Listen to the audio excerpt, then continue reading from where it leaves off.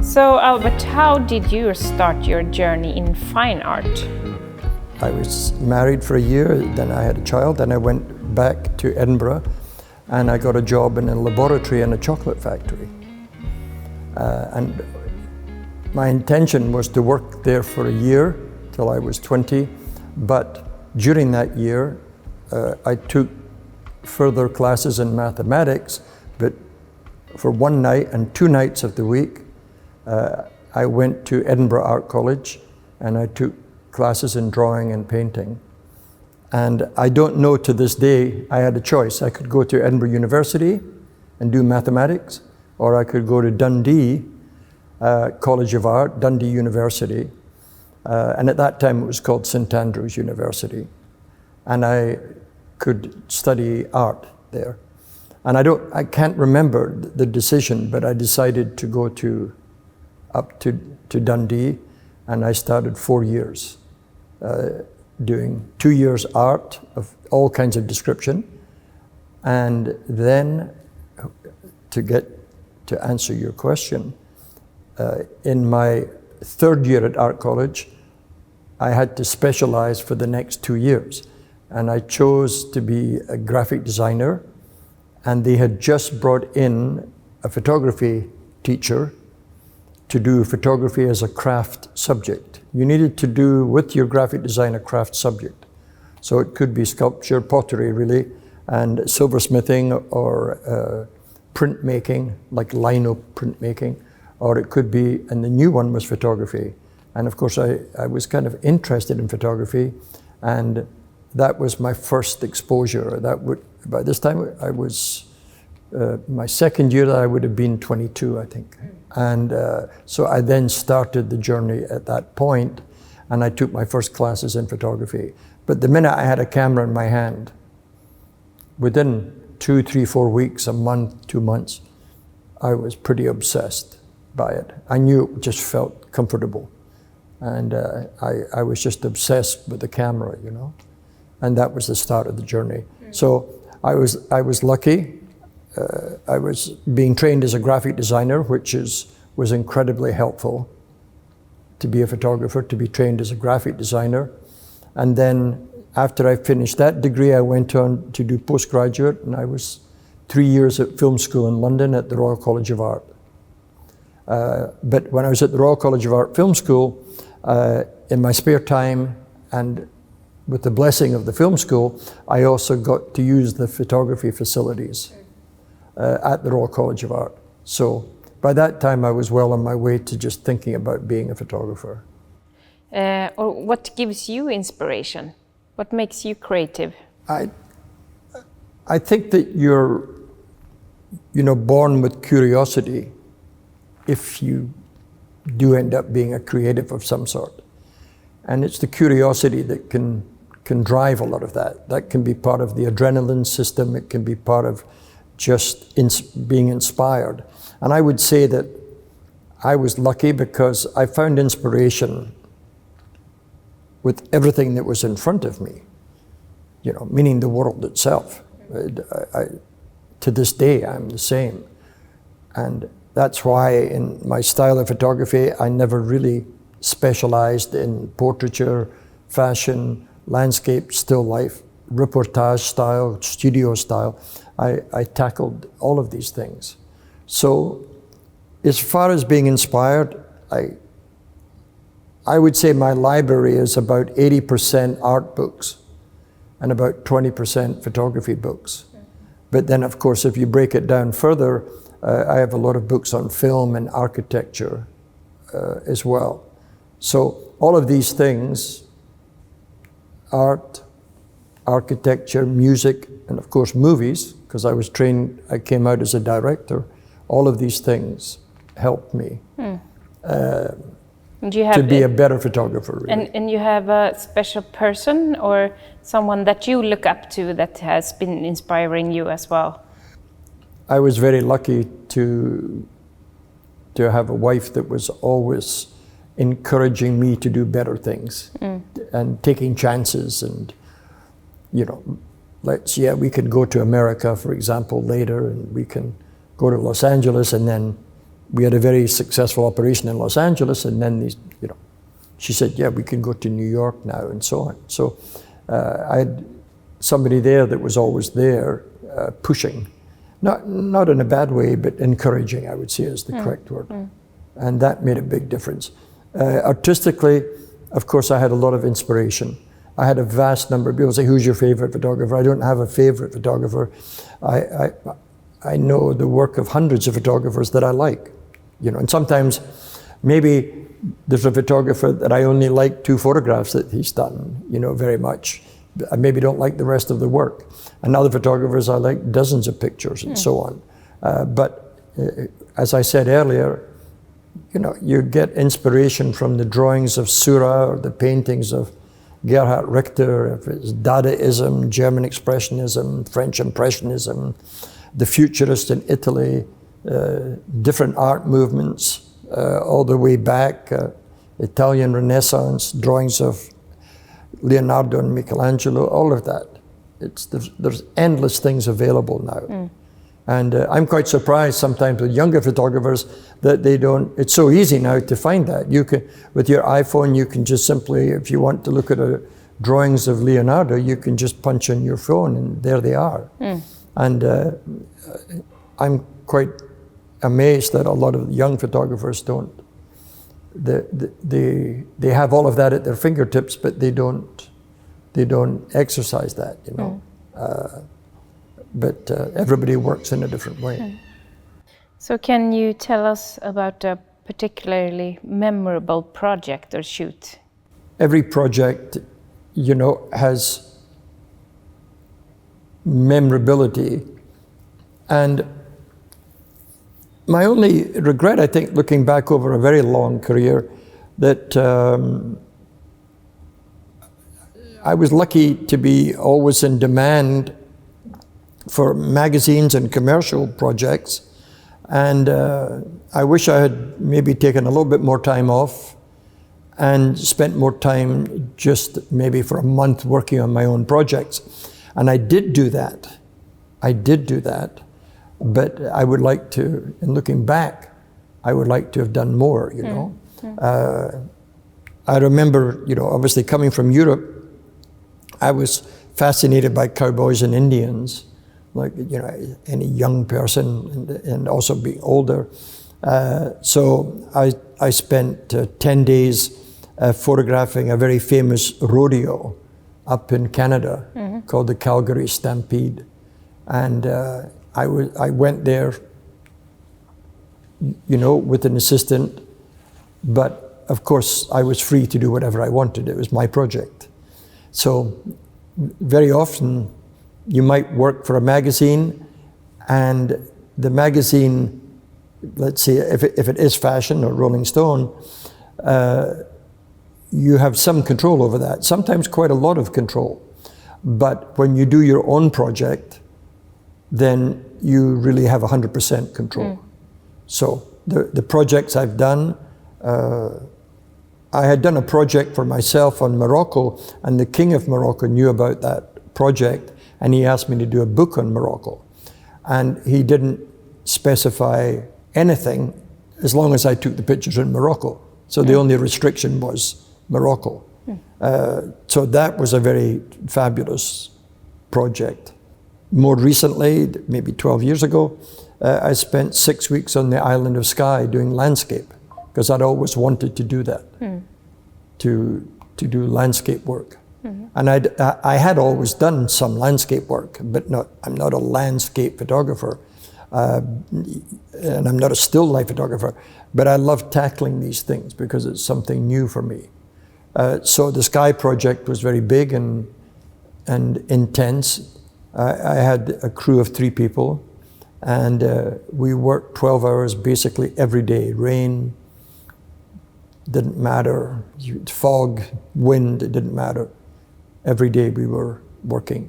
So that was a personal project. The monkey project was really fabulous. I had photographed a monkey, I got to know the monkey, and I decided that it would be a nice thing to spend a creative day doing shots of the monkey that were all my choice. You know, that was my ideas, my approach. And the nice thing was that the second time I photographed the monkey, of course, he recognized me, was very happy to put his arms around me, and was very happy that to see me again.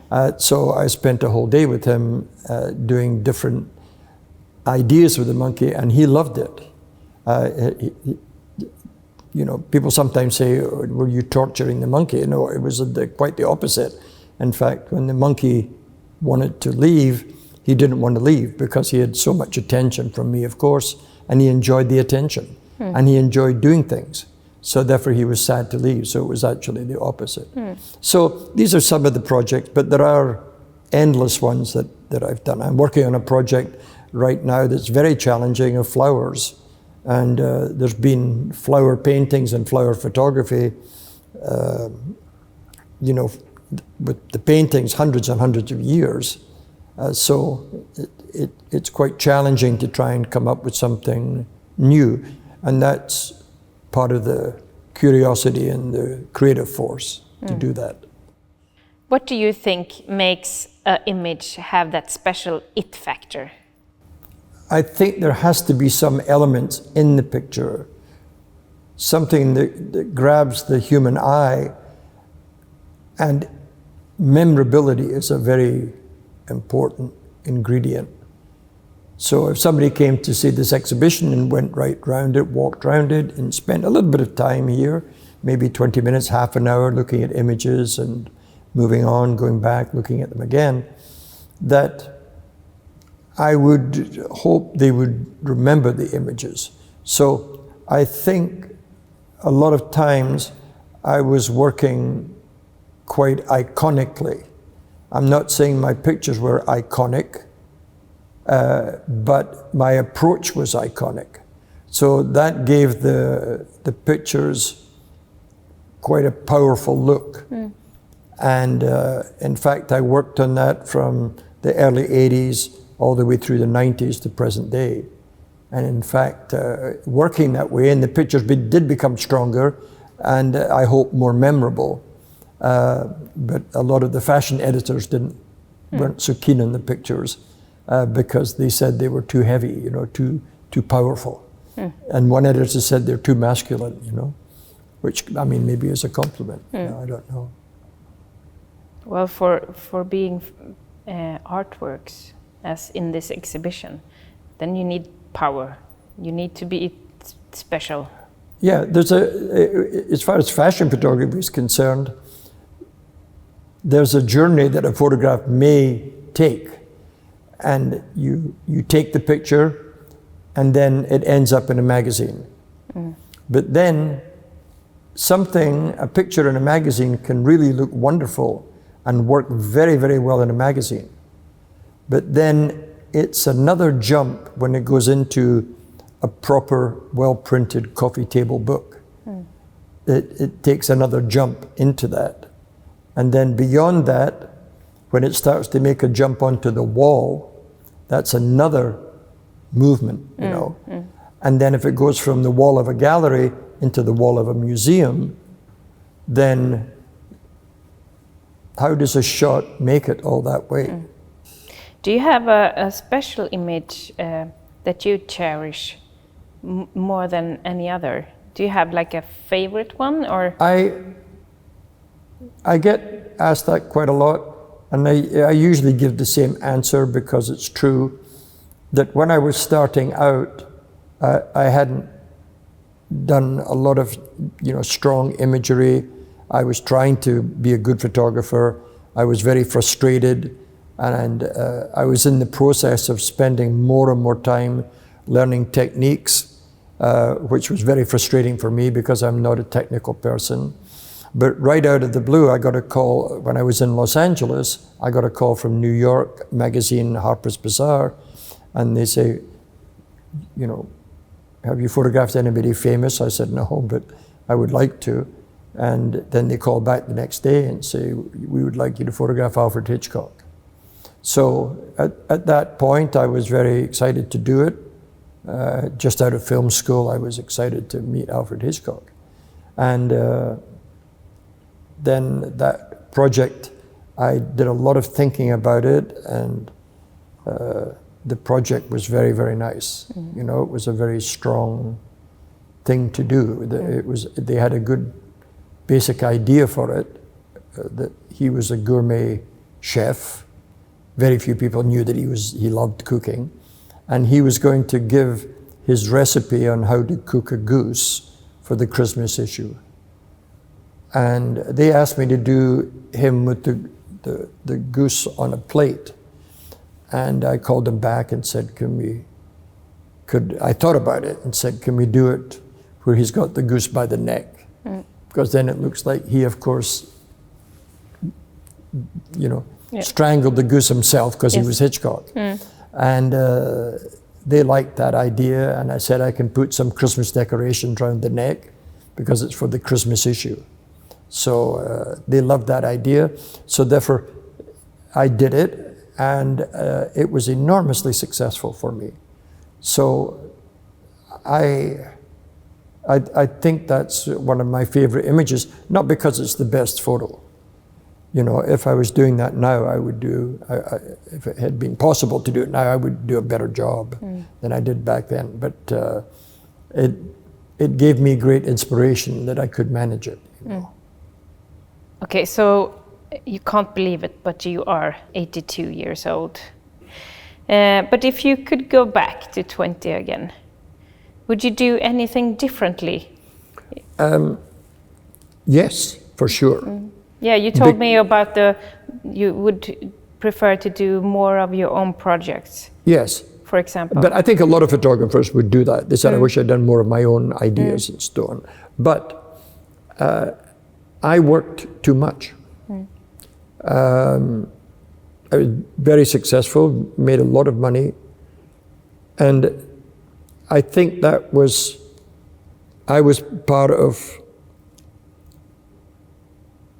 the same age as the Beatles.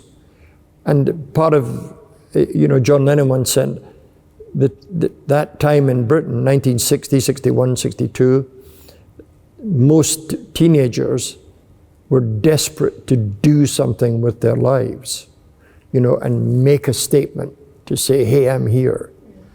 And I felt very much like that there was you wanted to make a statement about something, to be somebody, to say, hey, I'm here, have a look,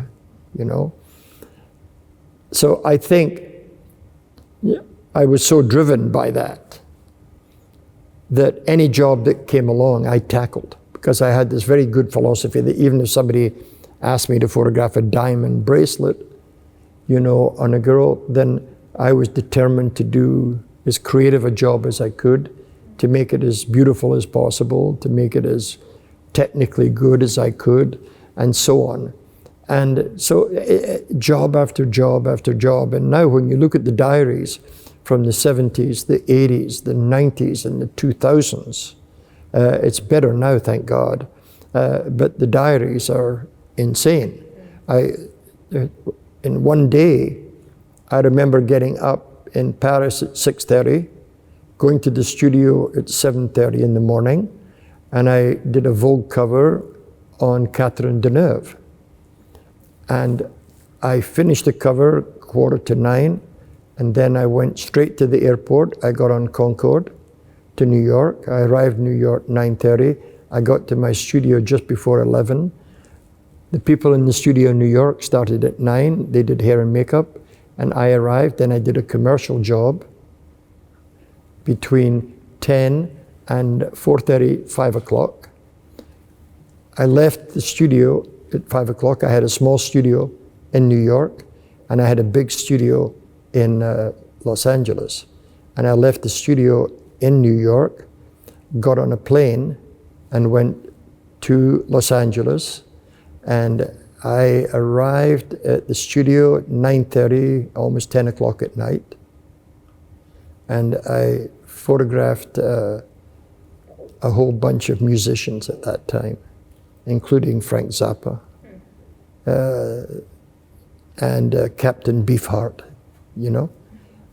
So in the one day I was in Paris, Los Angeles, And I was in Paris, New York, and Los Angeles in the one day.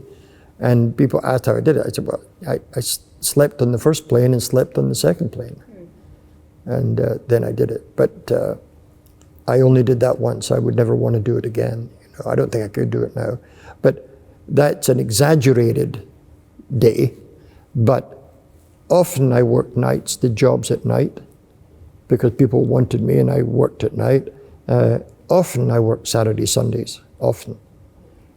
So if I could do it all again, I would not work so much, you know? That's the answer from many people, I think. Yes. Well, not everybody. I don't think many people were doing what I was doing. And it could be that not work so much, but I really, if you see the diaries, it was a little bit ridiculous, you know, and stressful. So I think, I don't know any other photographer who's doing that. I mean, I remember I had dinner once with Peter Lindbergh, and Peter Lindbergh said to me, "What are you doing this summer?" And I thought he was asking me what jobs I was doing in this summer. And I said, "Well, I'm working all the time." He said, "Well, when you're not taking the summer off?" And I said, "No, I'm working. I've worked jobs all over the place, mainly in New York." And he said, "Every summer I take 6 weeks off." And I've never done that in my life, 6 weeks off. I took 6 weeks off and I did the Sky project. He took 6 weeks off where he didn't touch a camera, he said. So, but everybody's different, you know? Everybody's different. I don't blame him for that. But I really would have done less, I think. I did too much.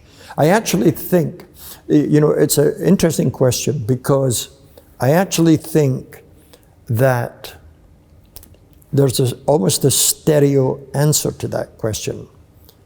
Because I was so busy and working like that, it made me a better photographer.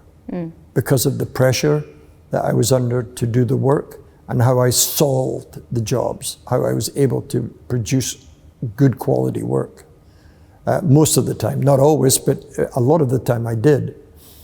And so it made me a better photographer.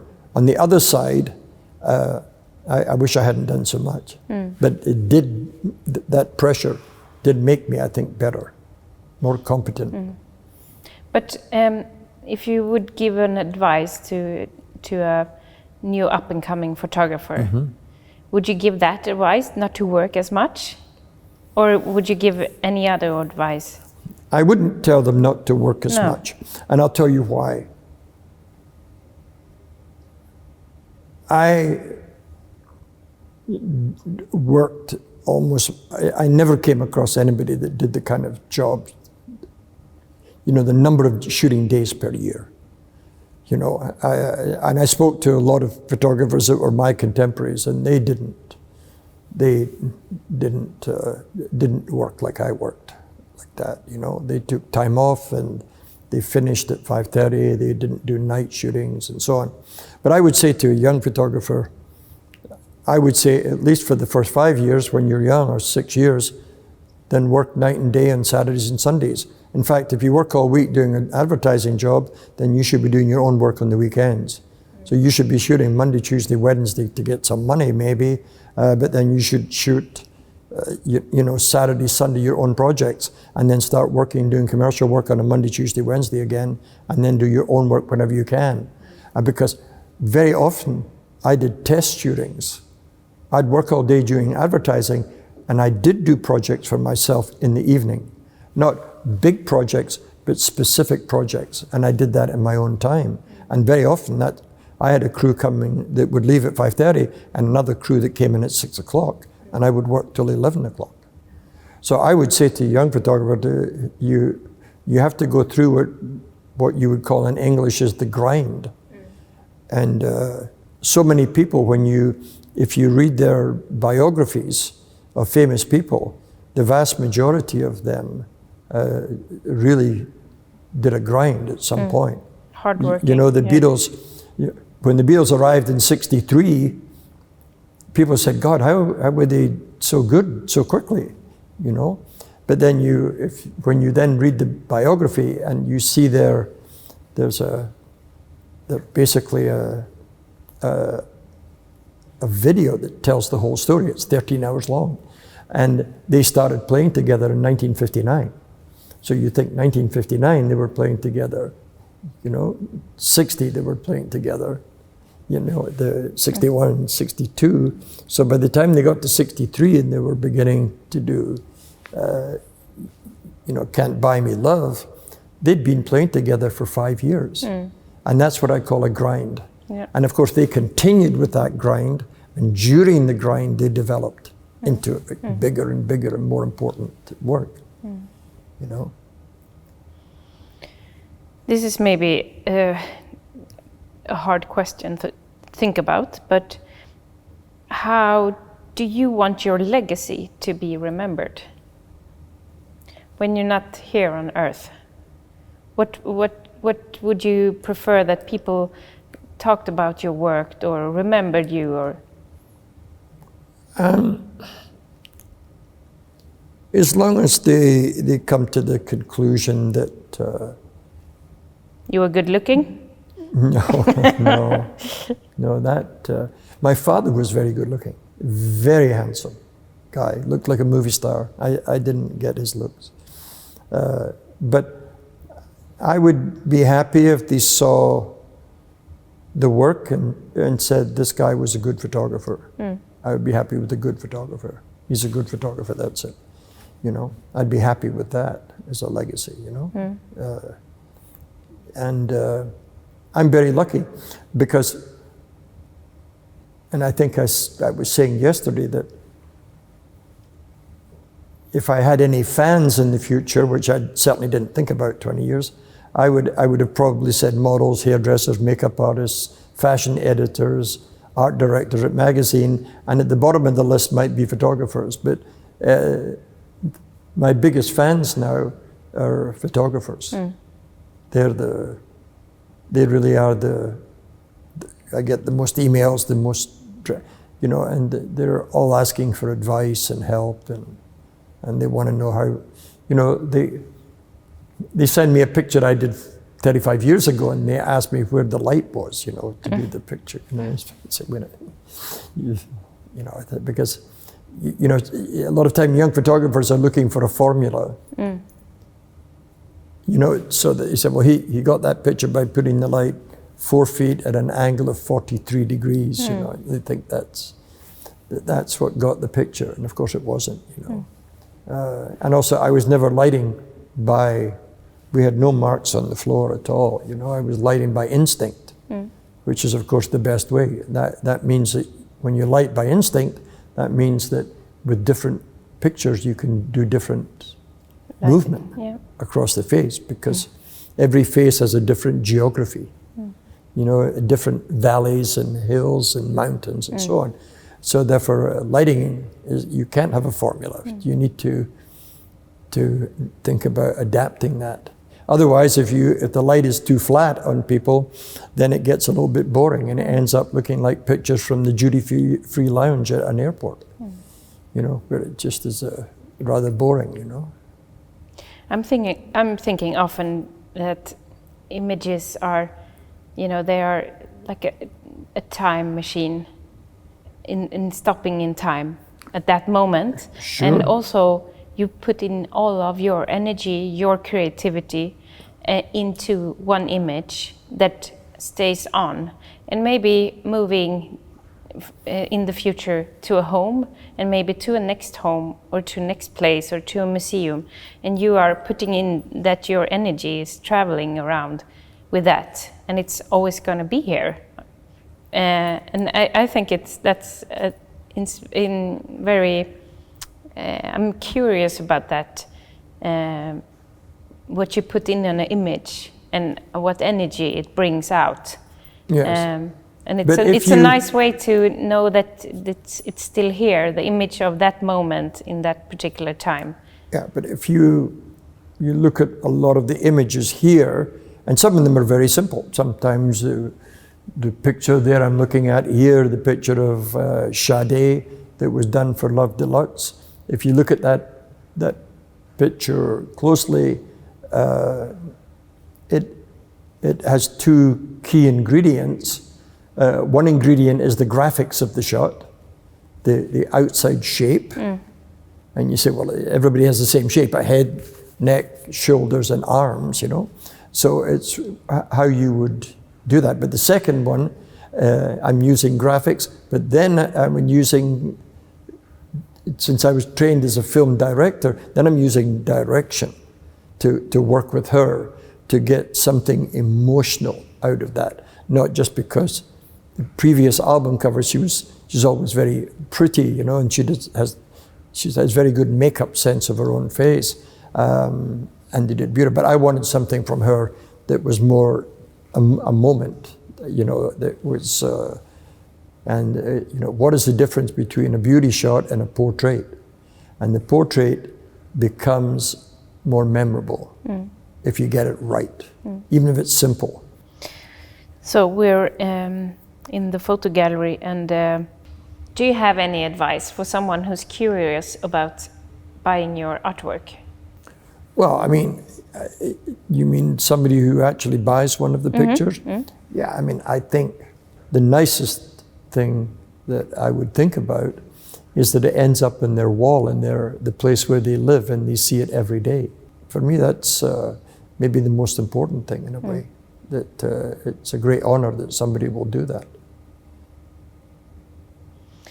So can you tell us a little bit about your next project, or is it secret? No, it's not secret. I haven't started it yet. As I said earlier, I'm working on the flower project, and I'm halfway through that, and I'll work on that off and on for the rest of this year, but I'll probably finish it in November of this year, 2024. But next month, I'm going to start a project for the city of Rome and the Vatican. And they have a centennial coming up next year, and I'm going to be doing a very big project that'll take about 3 months, photographing the city of Rome and the people of Rome. So it's quite, believe it or not, it sounds nice, but it's actually quite difficult to do that. It's you know, if I can put it, I mean, if you go to Rome and take a picture of the Colosseum, okay, and they would expect me to do a better picture than that, than the tourist picture. So how do you work on that to make it special or unusual, or, as I said before, memorable? So there's a lot of problems with monuments, just photographing monuments. How do I pull it into my way of seeing? How do I make it look like I took the pictures? Of course, I have a lot of technique to approach the project, and the project will take 5 weeks of shooting. It's about 40 days, and I'll start the project late at night. So for the first 10 days, I'll be only photographing through the night in Rome, which was my idea to do that. They loved the idea, and so we'll see what I can do. And so, it will turn up in an exhibition? It's in the biggest museum in Rome, a huge exhibition. Wow. And then it goes from there to a museum in Shanghai, and then they're negotiating with a museum in New York right now for the show. Cool.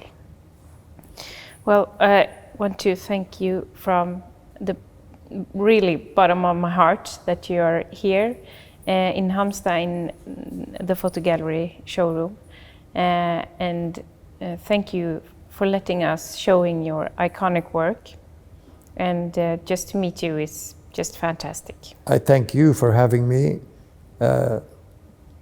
I was very happy with the way you put the pictures together, because sometimes I'm not happy. This time I was happy. And it's always a pleasure to come to Sweden. I've been to Sweden quite a few times now, maybe 7, 8 times, and it's always fabulous. You know, I had the shows at Fotografiska, which were great. It was nice, and I've given talks to the, you know, Scandinavian photographers and I've been here in Halmstad now twice. So it's of course very nice to be here. I feel I'm on holiday. So anyway, I thank you for inviting me. And welcome back. I hope. Oh.